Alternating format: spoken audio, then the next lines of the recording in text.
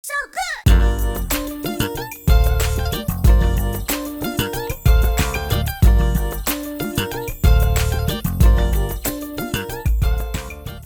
What's up, everybody? Sheldon So Good here, and I'm back with an update to the Memory Lane Music Group Scion for Downtown Music debacle. Let's get into it. So, as I stated in the last video, I had a real issue and a beef with my publishing administrator. They went bankrupt, caused a whole lot of problems for my business. I mean, some real red tape that I'm still trying to get out of right now. Things are going okay, and they're going to turn around, but I'm not going to be 100% comfortable with everything until I see all of the paperwork turned around in my favor. So that's the real latest on everything.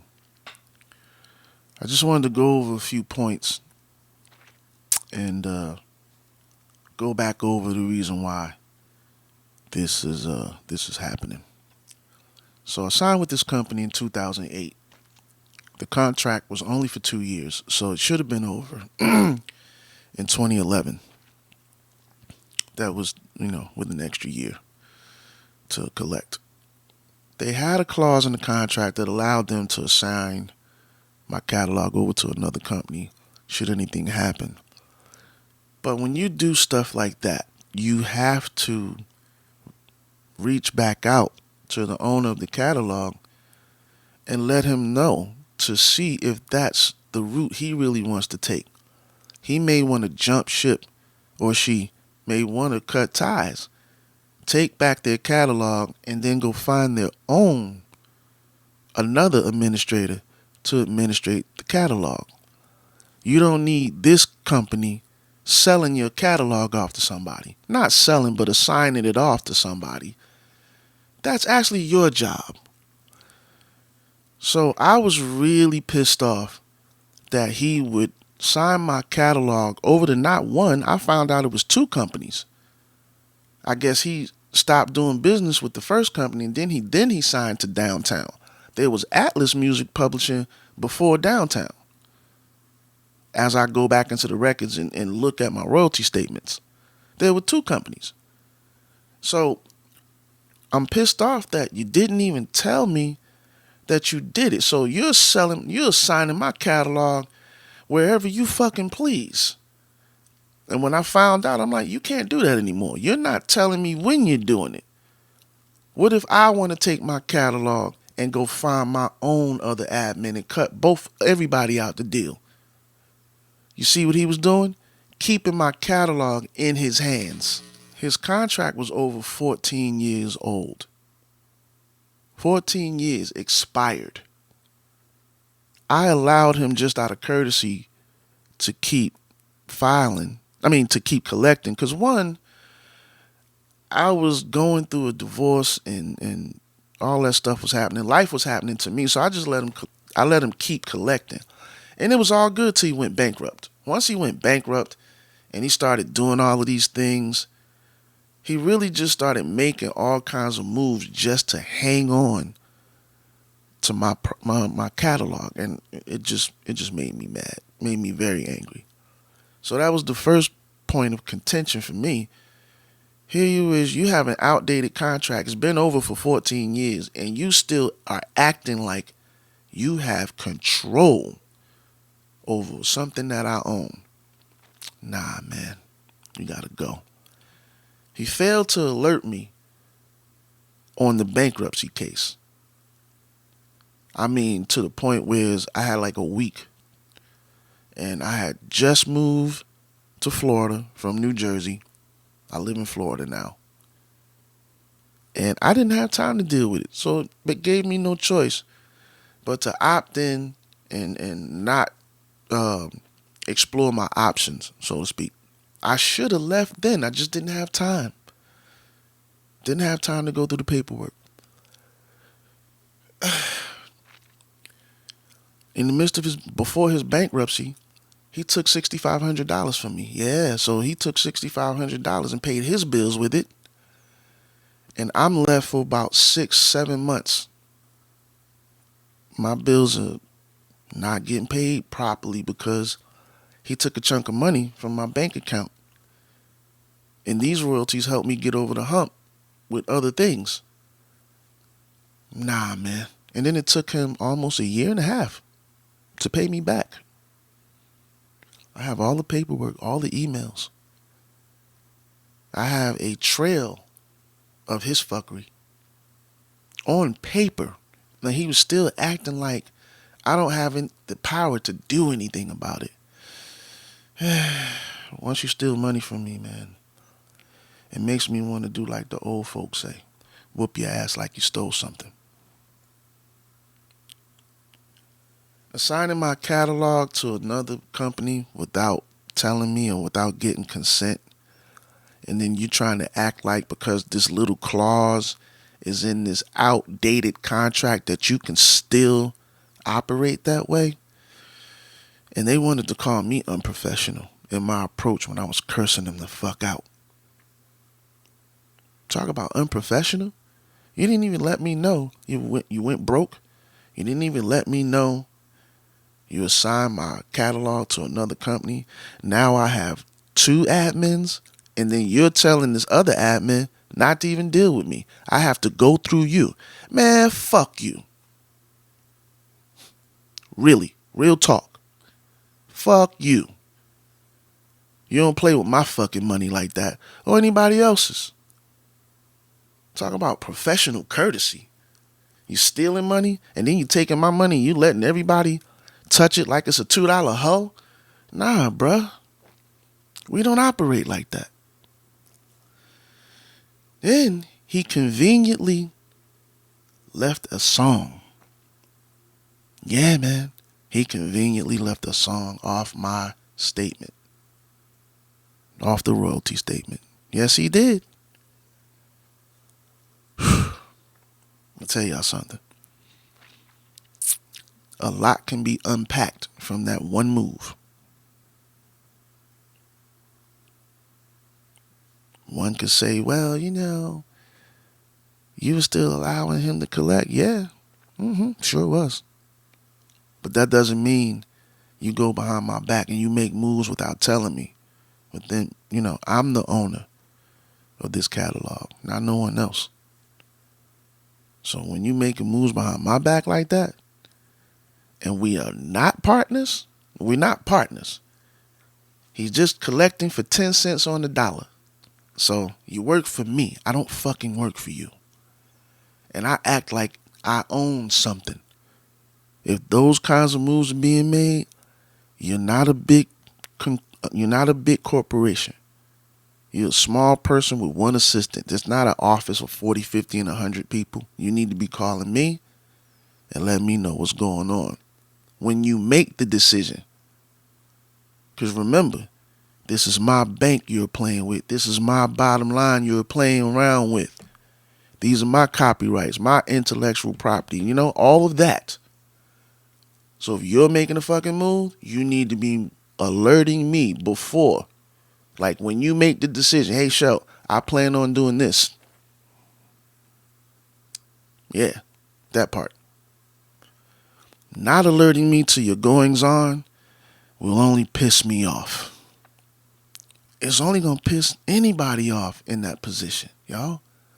So make sure you do your due diligence and read your royalty statements.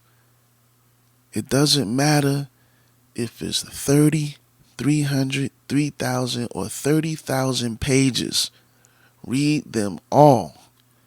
Because you never know, on page 27,692, you might find an error or a discrepancy or an issue that you might have to address. So you have to take the time to read your royalty statements.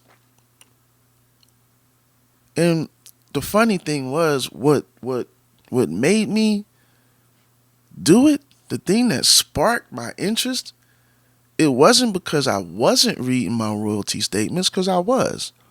I wasn't reading them with a fine tooth comb. So I went back and read, shit, man. I read probably about 10 years worth of royalty statements. I have about 14 songs in my catalog, so my statements aren't that big. And out of the 14, I think 8 are generating actual money. So there's 8 songs that I have to pay close attention to. So my royalty statements aren't that big. They may be about 30, 40 pages long. But there are artists and writers and producers out there that have hundreds of songs and their royalty statements are thick like books. And a lot of times you just cash the check or take the direct deposit and you don't even go through your statements, man. And if you do, you could find thousands, tens of thousands, hundreds of thousands, and for some people, millions of dollars in royalties that's either being overlooked, not even put on the statement, or the numbers are wrong and they're telling you you're unrecouped, but when you actually are. So you have to read your royalty statements, man. You really do. It's your money. And you don't want the record labels to either hold back money, and they aren't always stealing it.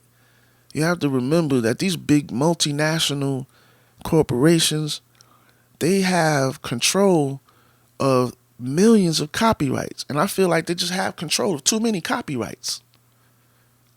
Market share, this is what this is all about. So you as a songwriter, you as a producer, you have to do your due diligence and read your royalty statements very carefully and very detailed, fine-tooth comb style. And you may uncover a lot of money that either slipped through the cracks or just never got put on the books. And if you have someone collecting for you, please go behind them and get the statements from the label. But because a lot of the guys out there, most of the guys out there are feeding you fake statements. Now, once I get back with the labels, I'm going to have to request at least 10, 15. I'm going to have to request all of the years of statements that I was with this company so I can cross-reference to see if any money was taken, stolen, or just slipped through the cracks. So this is not over for me. I still have to do my due diligence even when all of my paperwork comes back. I had to send out 8 letters of direction. Shout out to Casey Graham, Gangu Roach, Crystal, the top music attorney, and I follow Bolo, the producer, too. His channel is really cool. These people have given me a sense of community on the YouTube platform, and I'm a part of the community. I'm an industry veteran. I've done some songs with Donnell Jones on the Way I Want to Be project, and the other one after that. I work with Patti LaBelle. I work with Next, and a handful of other artists, and I'm making money on my songs. I'm in this thing. I ain't on the come up. I came up a long time ago. I'm 55 years old, and I've been in this game 35 years professionally. So, do your due diligence, y'all. Casey Graham, his 60-day record label book, and then subsequently the course. Because I bought the book first, and now I'm enrolled in the course. It really, truly helped me with the procedural process of reclaiming control of my catalog. It showed you step by step what to do, when to do it, how much it's going to cost, the emails you got to go to, the right departments. So shout out to Casey Graham and his Music Money Makeover channel. I've been watching him for about 3 years now, maybe 4, and tremendous information, and it helped me reclaim control of my catalog. I always knew I could do it, and I actually asked an ex-publisher how to do it, and his answer was, Yeah, it's just too hard, Sheldon. Like, how? Show me. Let me decide on how hard it is. Well, it's too hard for you to tell me how to do it? And this is why people are fucked up out there. He shall remain nameless on my channel because he didn't help. Man, he was high up in the publishing game. Told me it's too hard, but without showing me how to do it.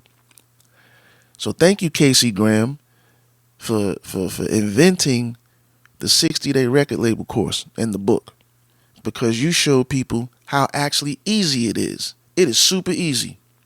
It's not hard at all. Everything is digital now. You can go to everybody's website and sign up. Remember, people, when you getting royalties after having written or produced a song on a major label, the label has to pay you your royalties directly. And you don't even need nobody collecting for you. You can go to the label's website, sign up with their royalty department. Once you verify yourself, you put your banking information up in there, and you get your money directly from them. International royalties, you need a neighboring rights royalties or Harry Fox. It's easy. Harry Fox charges $100. You need the MLC. Get Casey Graham's book. And he's not even paying me. Get his book, step-by-step instructions on how to collect your publishing and your royalties and all of that stuff. Excuse me. I have a record label, and I now have a publishing division. So my publishing division is now collecting my So Good music royalties, and it's a catalog company now. I'm not writing any more songs under So Good Music. I'm only writing songs under the new publishing company. And I'm having the new publishing company collect, i.e., act like those two middlemen I just cut the hell off, and saved myself 10%. So if I'm making $30,000 a year on my royalties currently, I'm saving myself $3,000. And that song he conveniently left off he conveniently left the song off my royalty statement. And if I didn't read my royalty statements, they would be collecting that money. You see how slick that move is? He wasn't that slick, though. And I caught it just in time, y'all. Because guess what? The song is called I Like by Kojo Funds, featuring WizKid. It samples Donnell Jones' record This Love, which I co-wrote. Blast also sampled that record for his song Overrated. But this WizKid record, this Kojo Funds record, there's about 3 years worth of royalties there, and none of the money has been collected yet. Ooh. Shout out to me. And after all these letters of direction, I am now gaining control back. And I will be getting all of those royalties from the Kojo Funds record. Yeah. Without having a 10% commission attached to it. So I get all my money. And guess what I'm going to do? Hey, Mark Spear, and Frank Pagano, them two boneheads from Downtown Music and Scion for Memory Lane. Guess what I'm going to do with this 10% that I'm saving myself? Here's what I'm going to do. Whatever money comes in, I'm going to calculate 10% out of it, and I'm going to take my black ass on vacation. Ha ha. See what that 10% saving does?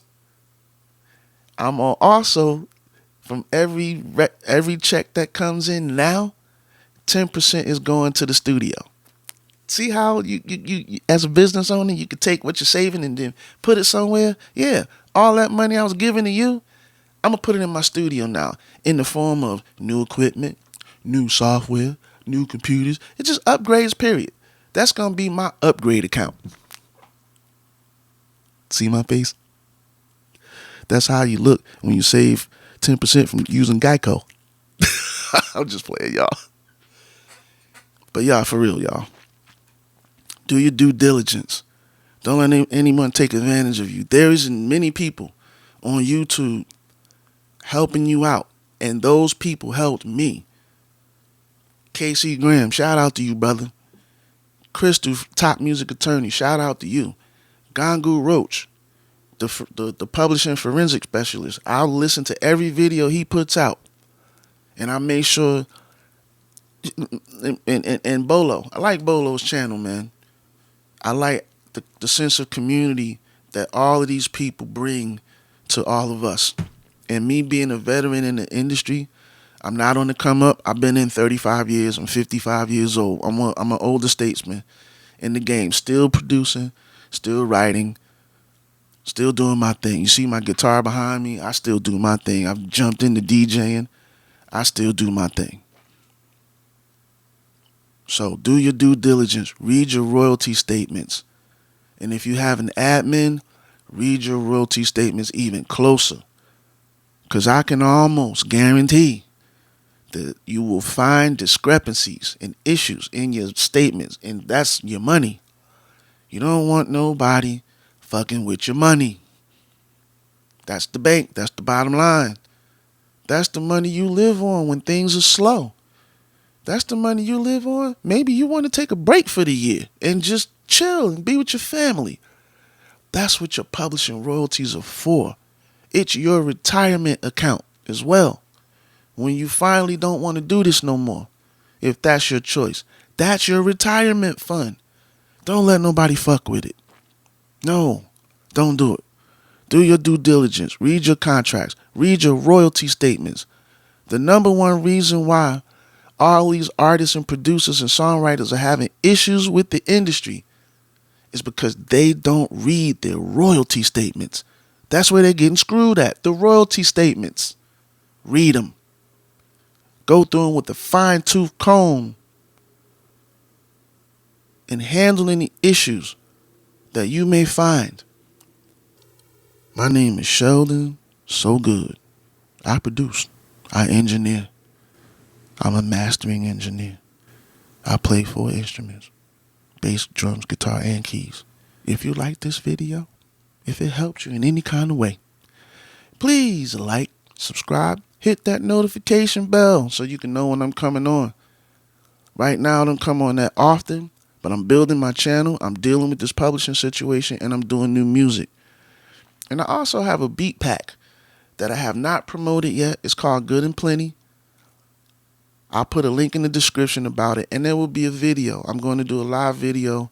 Not a live video. I'm going to do a video cooking up a track and a song using those drums and those sounds.